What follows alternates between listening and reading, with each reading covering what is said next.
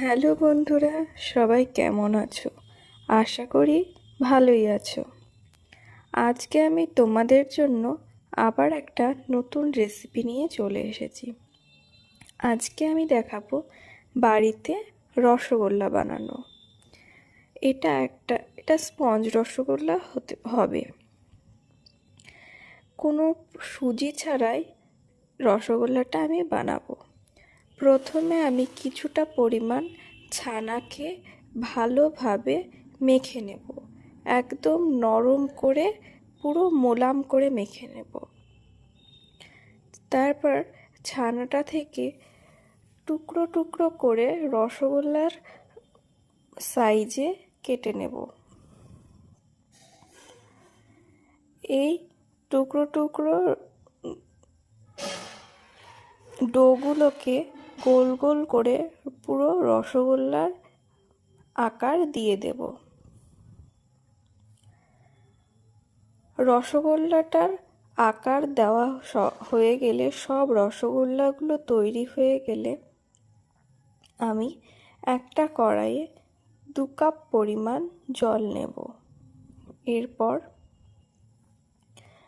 তোমাদের যদি এলাচ ভালো লাগে তবে এলাচ দিবে, আর ভালো না লাগলে দেওয়ার প্রয়োজন নেই।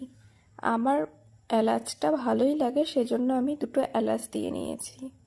এরপর আমি 1/2 কাপ আর 1 কাপ মানে 1.5 কাপ পরিমাণ চিনি দিয়ে নিয়েছি। তোমাদের যেমন মিষ্টি পছন্দ তোমরা সেই মতো মিষ্টি দেবে। এরপর এটা থেকে মিষ্টির সেরাটা তৈরি হয়ে যাচ্ছে।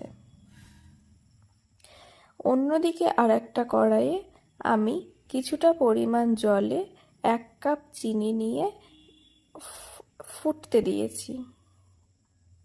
দেখো রসটা তৈরি হয়ে গিয়েছে। আর অন্যদিকে যে জলের চিনি দিয়েছি, সেই জলটা ফুটতে শুরু করলে তার মধ্যে আমি রসগোল্লাগুলোকে ছেড়ে দেব।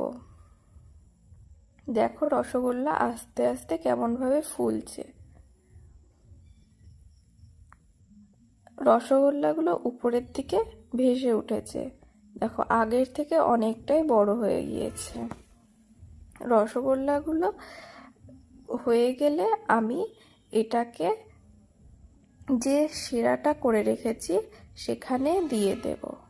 তাহলেই আমাদের রসগোল্লা তৈরি। দেখো দিয়ে দিলাম, আমাদের রসগোল্লা হয়ে গেছে। তোমাদের ভালো লাগলে ভিডিওটিতে একটি লাইক করে দিও, এবং অন্যান্য ফ্লেভারের রসগোল্লা দেখতে হলে কমেন্ট করে বলো। ভালো লাগলে চ্যানেলটিকে সাবস্ক্রাইব